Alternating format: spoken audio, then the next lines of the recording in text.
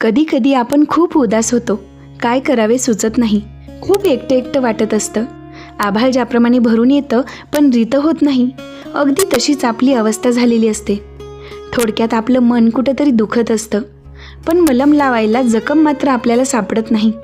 आपण सर्वांसाठी आहोत, पण आपल्यासाठी कोणी आहे का, असा प्रश्न पडतो.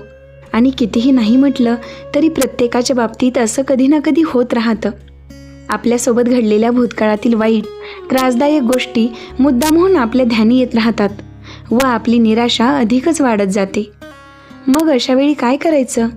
तर अशावेळी फक्त स्वतःवर काम करायचं, फक्त स्वतःला वेळ द्यायचा, स्वतःचे लाड करायचे. दुसऱ्यासाठी करतो तसा अगदी मस्त मसाला चहा स्वतःलाच करून घ्यायचा, फ्रेश व्हायचं व आपल्याला शक्य असेल, जवळ असेल अशा एखाद्या मंदिरात जायचं. तिथं 2 मिनिटं जरी आपण बसलो तरी तिथल्या मंगल पवित्र वातावरणामुळे आपल्या मनावरील मळब नक्कीच दूर होईल व आपण बऱ्यापैकी ताजेतवाने होऊ. घरातही आपला छंद असलेल्या आपल्या आवडीच्या गोष्टी करायला घेतल्या की त्या आपलं मन रमवायला मदत करतात व आपला मूडही चांगला बनवतात.